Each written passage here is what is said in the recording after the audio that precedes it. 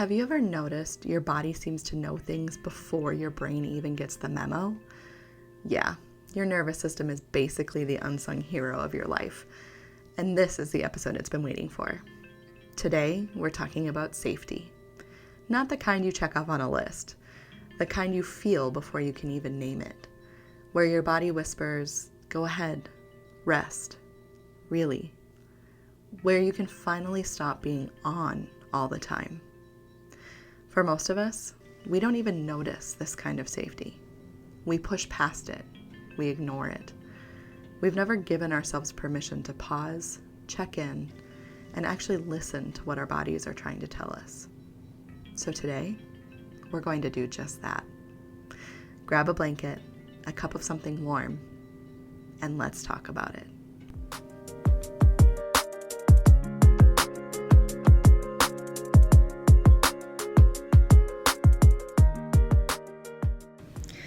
Hey friends, welcome back to Sweet and Sour Sessions, where we take life's chaos, the sweet, the sour, and the emotionally heavy, and make it feel just a little less lonely.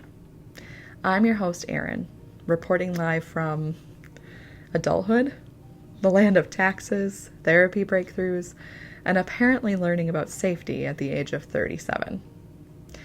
Today's episode comes straight from one of those insomnia-induced, late-night, brain-spinning, why am I like this moments.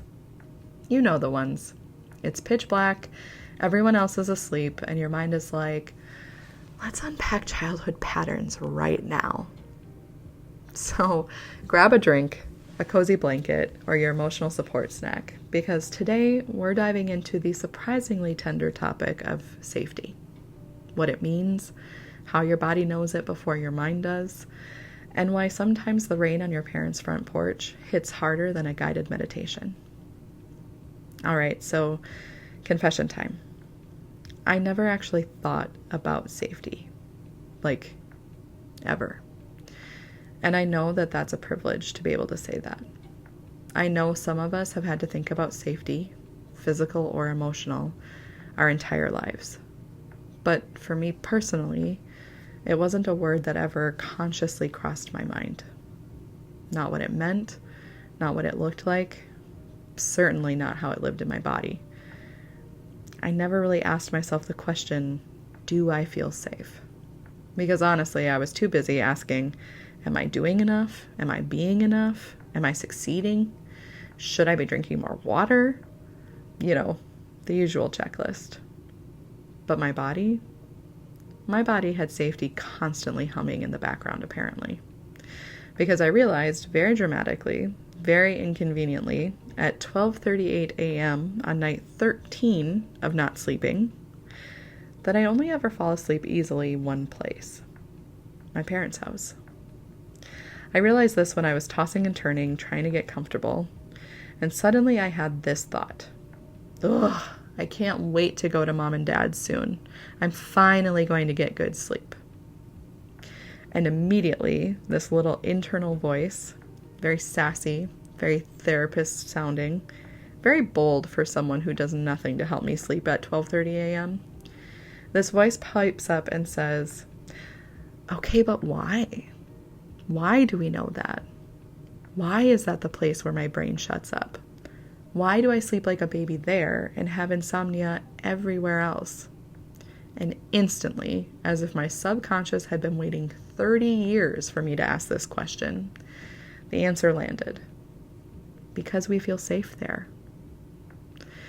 And that was the first time I realized that I had never consciously thought about the word safe. I had never explored it. I had never chased it. I had never even defined it.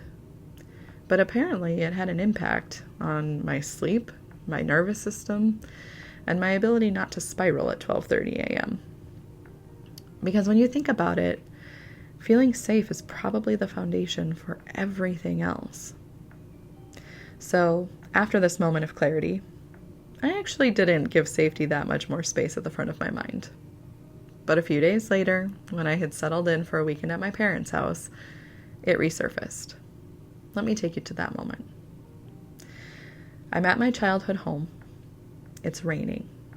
Like that gentle, steady cinematic rain that makes you think maybe your life does have a soundtrack. I'm sitting on the front porch, the same porch I've sat on 1,000 times. The air is that perfect, cool but not cold temperature that feels like nature is gently tapping you on the shoulder saying, relax. Seriously, whatever you're stressed about doesn't matter right now. And sitting there feels like this hug, this blanket, this soft fortress, just a place where nothing is expected of me, a place where my nervous system can unbutton its jeans and sigh. The rain is falling, softly but steadily. You can hear it against the windows, on the floorboards, on the leaves of the grapevine that's wrapped around the porch post. And it just feels still and quiet and safe. Like my shoulders finally dropped and I didn't even mean to do that kind of safe. My inner ocean, the one that's normally a Category 4 hurricane going on in my mind, it suddenly becomes this glassy, calm surface. Like the rain outside synced with the rain inside. That's the moment that made me realize safety isn't just some word that references not being in physical danger. It's a feeling, a place your body recognizes even when your mind is clueless. And all of these thoughts led me to the quiet realization, most of us are out here making life decisions without ever asking the most important question. Do I feel safe? Not just, am I comfortable? Is this logical? Does this make sense on paper? Not me analyzing emotional patterns like a corporate risk assessment all the time. But true emotional safety. And emotional safety isn't dramatic. It's not fireworks. It's not waving on a banner in front of your face. It's those tiny shifts in your body that you barely even notice.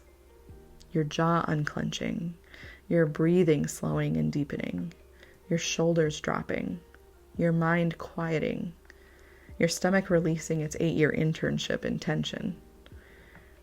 We ignore it because it's invisible, and because we're used to pushing through things. We're used to being smooth on the outside and simmering on the inside like a pot of emotional pasta water. And it's invisible because more than likely, you were never taught to recognize safety in this way. Your mind wasn't trained to identify it. But your body knows. Your body always knows where it can rest, where it can let go, where it doesn't have to rehearse conversations ahead of time, or defend itself, or pretend to be something it's not. So here's my question for you, and I want you to actually think about it. Where do you feel safe? Not where you think you should feel safe. Not where you think other people expect you to say that you feel safe. Where does your body actually relax? Where do you breathe differently? Where do you sleep better? Where does your mind take a back seat and just let you be? That's your answer. And it might surprise you the way that it surprised me. Because if we're being honest, sometimes safety looks like being at your parents' house, eating out of a cereal bowl that's older than you, sleeping in a bedroom that's frozen in time, rereading your favorite book from childhood or your teenage years, listening to the same songs on repeat, or even pretending that going to bed at 9 p.m. is a quirky new personality trait instead of your body drama dumping its exhaustion. Because when our bodies finally find these pockets of safety, something else starts to happen. Something we so rarely allow ourselves. Rest. Not collapse, not burnout. Not the kind of rest where you're still mentally answering emails in your head or crossing off your to-do list. Actual rest. And I realized how rarely we give ourselves permission for that. We live in this world that quietly teaches us we should be on all the time. Producing, improving, striving, optimizing. Like we're supposed to bloom endlessly without pause. But nature doesn't do that. It doesn't work that way. Fields don't hustle through fall, and trees don't apologize for winter. Nothing in nature is in full bloom year round. There are seasons for growth and seasons for shedding, seasons for blooming and seasons for being still. And none of them are wrong. So why do we expect something different from ourselves? I think feeling safe is what finally gives our body permission to rest. Because when you don't feel safe, rest feels risky. Your nervous system stays on guard, hypervigilant, waiting for the next thing. But when safety shows up, your body does what it's always been trying to do. It slows down. It softens. It stops performing. Rest isn't laziness.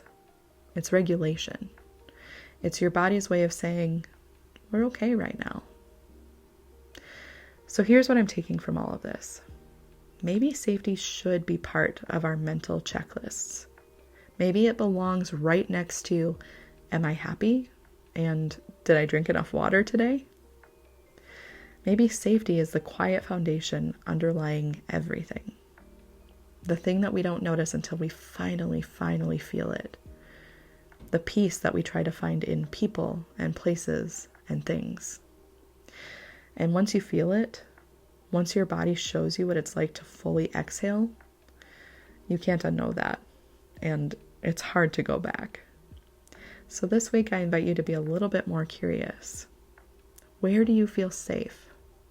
What makes your body soften? Where does your breath change? Where does your inner ocean go calm? Because that's the map. That's the thing your body has been trying to get you to notice all along. That's peace. Thank you so much for spending this time with me, for sitting on the porch in the rain together. If this resonated with you, if it stirred something or reminded you to listen more closely to your body, I hope that you'll carry that with you this week. And if you know someone who might need permission to soften, to rest, or to feel safe where they are, please share this with them. I'm Erin. This is Sweet and Sour Sessions. Until next time, take care of yourselves and each other.